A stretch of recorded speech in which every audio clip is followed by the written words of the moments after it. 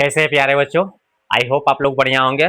और आज हम लोग एक नए सेशन में हैं। आपको बता चुका था कि आज के सेशन में हम लोग एक नए चैप्टर को आगाज करेंगे। इसके पहले वाले सेशन में हम लोगों ने क्या किया था, जो वास्तविक संख्या यानी रियल नंबर है उसको हम लोगों ने 50 क्वेश्चन किया था ऑब्जेक्टिव का, और छोटे छोटे वीडियो में किए हैं। जब आप लोग का क्लास लाइव हो जाएगा तो मैं ज्यादा से ज्यादा आप लोगों को कोशिश, एक ही सेशन में 50 क्वेश्चन मैं कराने की कोशिश करूंगा। जब तक लाइव नहीं होता है छोटे छोटे वीडियो में आप तक मैं पहुंचाऊंगा। तो प्लीज आप सबों से रिक्वेस्ट है कि आप सब ज्यादा से ज्यादा संख्या में मिशन बोर्ड एग्जाम पर आए और 2027 के लिए अपनी भविष्य को सिक्योर करें, अपने लक्ष्य को प्राप्त करें। ज्यादा से ज्यादा मार्क्स अगर प्राप्त करना है तो आज आप इस चैनल पर आज ही ज्वाइन करें और फ्री ऑफ कॉस्ट आपको सारी चीज मिलेगा। यहां तक नहीं मैंने बताया कि 100 मात्र 100 सब्सक्राइबर कीजिए, फ्री ऑफ कॉस्ट मैथमेटिक्स का जो पीडीएफ है वो क्या बोलते हैं ऑब्जेक्टिव पीडीएफ, वो आप तक मैं पहुंचा दूंगा। मेरे पर व्हाट्सएप नंबर दिया हुआ है, उस व्हाट्सएप पर आप लोग कॉल करेंगे, मैसेज करेंगे कि पीडीएफ लिख देंगे और पीडीएफ मैं आप तक पहुंचा दूंगा। ठीक है, आई होप आप लोगों को ये वीडियो अच्छी लगेगी, क्योंकि आप लोग इस वीडियो में थ्योरी पढ़ेंगे। क्या पढ़ेंगे? थ्योरी। उसके बाद मैं ऑब्जेक्टिव क्वेश्चन को कराऊंगा, तो आप लोग वीडियो को अंत तक बने रहेंगे, छोड़कर नहीं जाएंगे, क्योंकि कामयाब वीडियो है, इसी पर सारे क्वेश्चन आपके बनेंगे। इसलिए आप लोग इस वीडियो से दूर नहीं जाएंगे। हो सके तो आप लोग कलम और कॉपी लेकर बैठ जाए, साथ साथ में आप लोग नोट भी करते रहे। चलिए हम लोग स्टार्ट करते हैं। यहां देख रहे होंगे कि चैप्टर है बहुपद यानी पोलिनोमियल्स। क्या है? पोलिनोमियल्स के बारे में समझते हैं। बहुपद क्या होता है?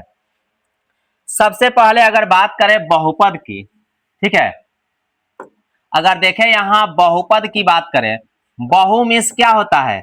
बहु मीन्स होता है अधिक। क्या होता है? अधिक। बहु मीन्स होता है अधिक। अब पद मीन्स क्या होता है? पद मीन्स होता है संख्या। क्या होता है? संख्या।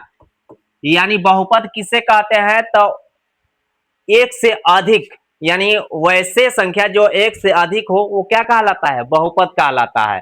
क्या कहलाता है? बहुपद। एक से अधिक होने वाले संख्या को हम क्या कह सकते हैं? बहुपद कह सकते हैं। ठीक है, अब बहुपद के प्रकार में चलेंगे। क्या करेंगे? प्रकार। बहुपद के प्रकार में देखें तो आपको रैखिक बहुपद में मिलेगा। क्या मिलेगा? रैखिक बहुपद मिलेगा। रैखिक बहुपद मिलेगा। उसके बाद में दूसरा बात करें, द्विघात बहुपद मिलेगा। क्या मिलेगा? द्विघात बहुपद। उसके बाद में त्रिघात बहुपद होगा। त्रिघात बहुपद। उसके बाद में चरघात बहुपद, इसको चतुर्घाती भी कहते हैं। चरघात बहुपद। जैसे घात बढ़ता जाएगा, पंचघात भी हो सकता है, षष्ठघात भी हो सकता है, सप्तघात भी हो सकता है।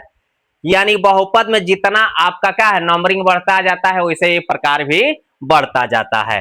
तो विशेष रूप से अगर देखें तो रैखिक बहुपद, द्विघात बहुपद और त्रिघात बहुपद की चर्चा होती है।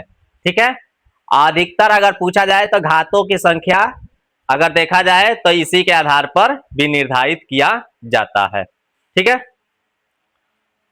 अगर देखें यहां पर, अगर बात करें कि रैखिक बहुपद किसे कहते हैं, तो वैसे बहुपद जिनकी घातों की संख्या, आप लोग कॉपी कलम लेकर बैठे हैं तो आप लोग नोट कर सकते हैं कि रैखिक बहुपद किसे कहते हैं। तो वैसे बहुपद जिनकी घातों की संख्या यानी अधिकतम संख्या एक हो, वैसे बहुपद जिनकी घातों की अधिकतम संख्या है ना, घात कितने हो, यहां लिख सकते हैं अधिकतम घात।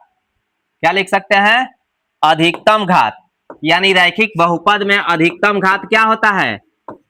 अधिकतम घात 1 होता है।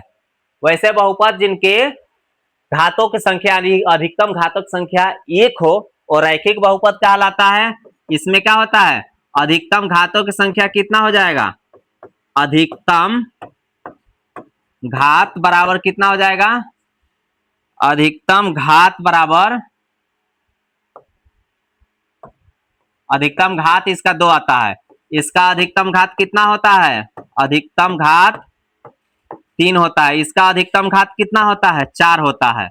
यानी चर घात में अधिकतम घातक संख्या 4 होगा, त्रिघात में अधिकतम घातक संख्या 3 होगा, और द्विघात में 2 होगा, रैखिक में 1 होगा।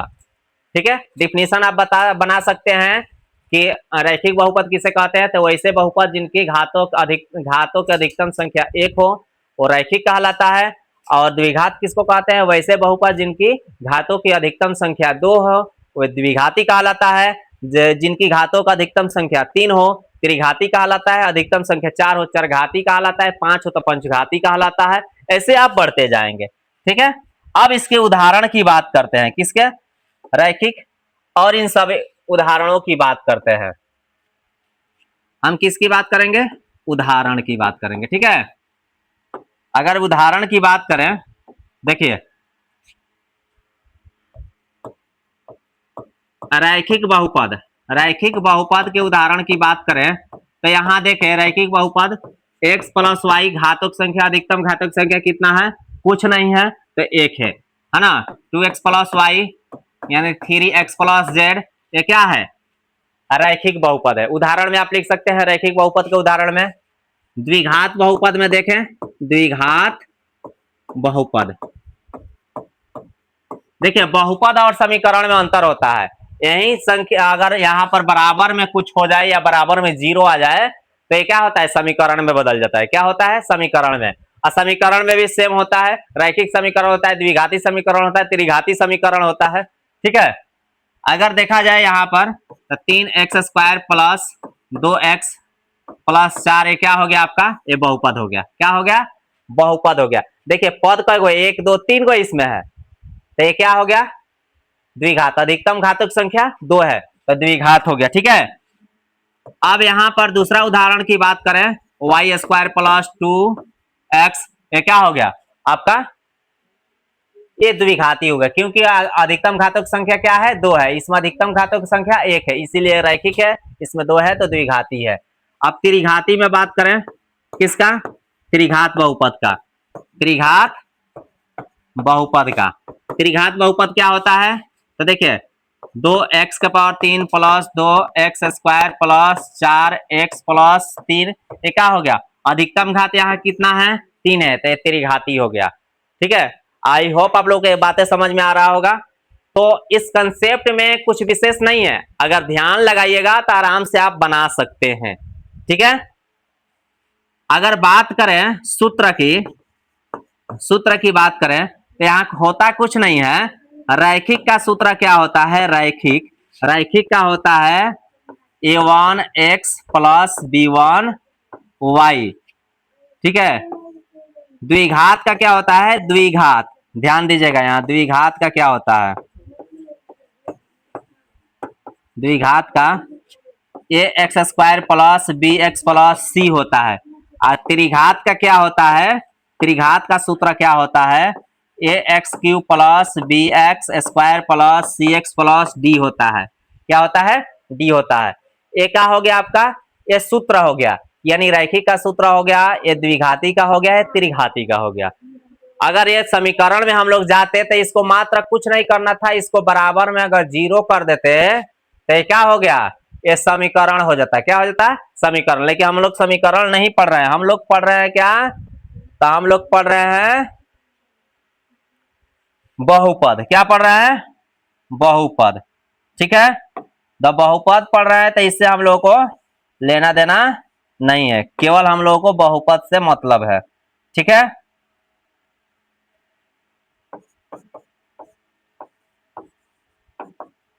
ठीक है, A x cube plus B x square plus C x plus D, ये हो गया।